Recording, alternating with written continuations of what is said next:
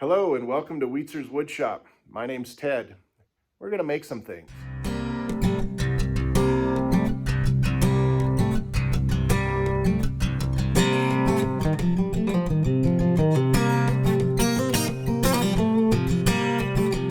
Alright, so remember I told you I was going to try something different. So this is what I did. So instead of worrying about cutting it on the miter saw, I do a lot of cross-cutting on my crosscut sled on my table saw. So I made an adapter, and let's see if you can see it. This is made of solid maple. Put a hole in it so it stays down because that spring is super strong, remember?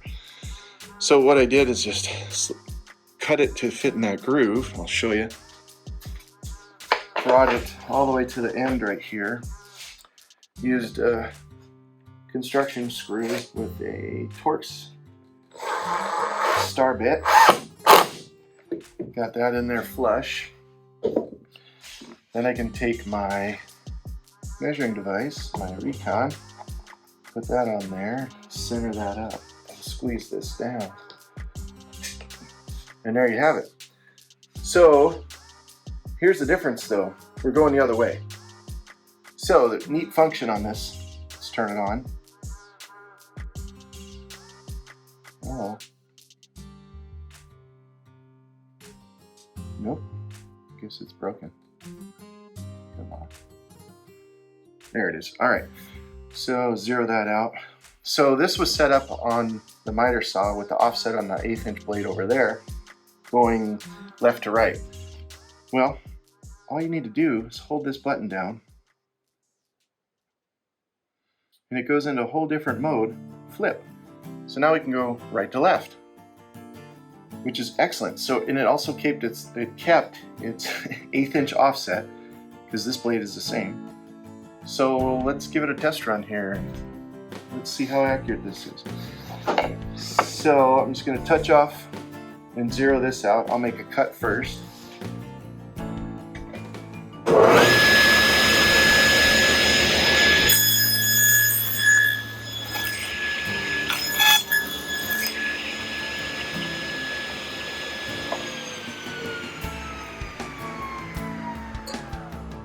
Okay, didn't move that.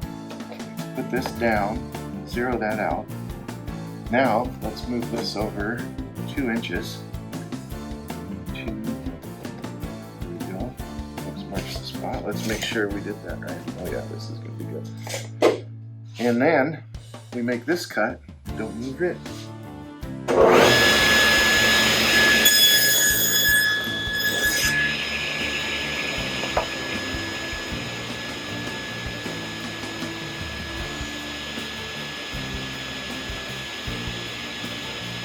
Move it over another 2 inches since it's zeroed out. Let's go 3 inches on this one.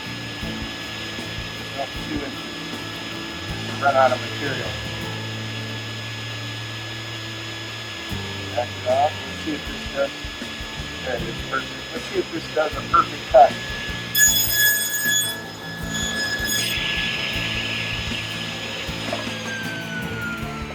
Alright. First cut, second cut. First cut should be right on the money. So, yep. And then this is the calibrated, I guess we could call it the calibrated tape measure in the room. So this is one that we lined it up to. And it is, I mean, it is spot on. If you can see that, it is so perfect. Let's see if we can get in the camera. It doesn't get much better than that. Oops, geez, can't hold it. That is absolutely perfect all the way through.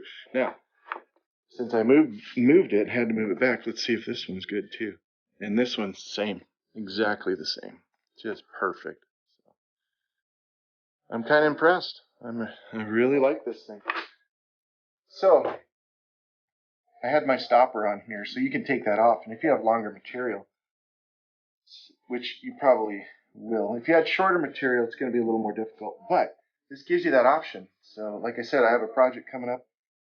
I'm going to be making multiple cuts after cut after cut. So I'm going to build up my stock, and then it should be no problem. So this will be really, really accurate. I'm I'm actually very impressed with this. So when this started on Kickstarter, Rob told me that these were about 160 bucks. Since then, I see them on Amazon now for about $149. So it's gone down a little bit. But I highly recommend it if you're going to be doing multiple, mass production. This is what you need. Well, there you have it. There's your review. I hope you like it. Thanks again, Rob, for an island clock and watch repair here in Oak Harbor on the island. I love supporting our local businesses. Thanks for letting me try this out. I'm going to bring it back to you, but I'm going to bring you back some money because I'm going to buy this thing. And thanks, Jeff, over at Island Mill. He really helped me out with some fence materials, so that'll be another project coming up, another video. So, all right, guys, thanks for watching. All right, so idea number 2.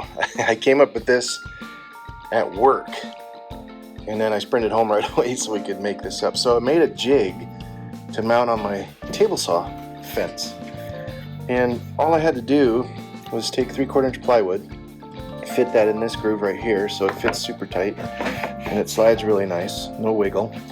Then I put another piece on top and offset that, and then put another 3/4 inch, now this is 6 inches long, coming down so this clamp, this rockler fence clamp, could now fit into that.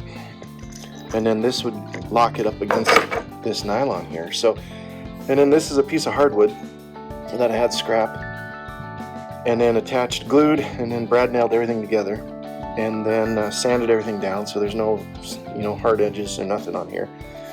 So it fits in there just perfect. Bring it back here. Then all I have to do is clamp this down, get this to the edge. Let's see what it is. Okay. Boy, that spring is tough. There we go. Move that so this is always touching the table. Take this clamp, put that in there, pardon the reach, and then lock this into place. Don't have to be too tight, but this is not going anywhere. I mean, this cannot move. So, turn this on. Let's do a live test here. Oops. There we go. Good deal. So, put this down. So I touched off over here, but we can redo this. So this piece in the saw here, just move this over until you touch that.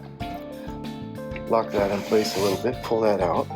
Zero this, and then go to the thickness of my blade. Let's just do fractional stuff. It's not a 1/16, it's not 3/32. No, it's not that either. So let's get this right here. Bring this up. Let's calibrate the blade thickness really quick. Blade. Put this at 1/8 for the table saw. Lock that in. We got it zeroed. Put this back down. Moved a little bit, so just zero that. This didn't move, did it? No, a little bit. Touch that off. There we go. Lock that in place. Now, let's say we want to, I flipped it, so we're going from the right to the left. So let's say we just want to make a 2-inch cut. Bring this saw over 2 inches.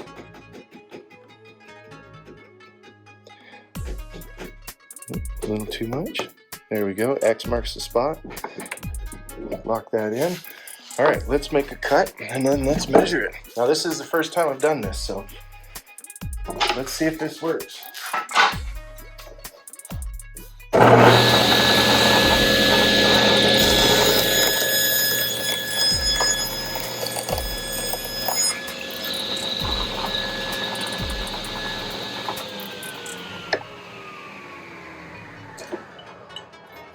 And look at that. Voila. Absolutely perfect. Dead on. So you might wonder, well, yeah, you can do this with, oh don't know. Let's get the vernier calipers and let's see how dead on that actually is. Let's see, where did I put the two there?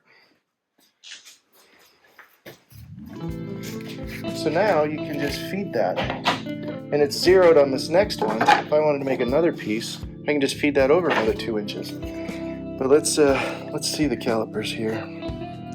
Let's see how close to 2 inches this actually is. Look at that. 0.02 off. I'm really happy with that. That's incredible. Let's see how tapered this is. Look at that. The other end, 0.02. Man, boy, I hope the company sees this one.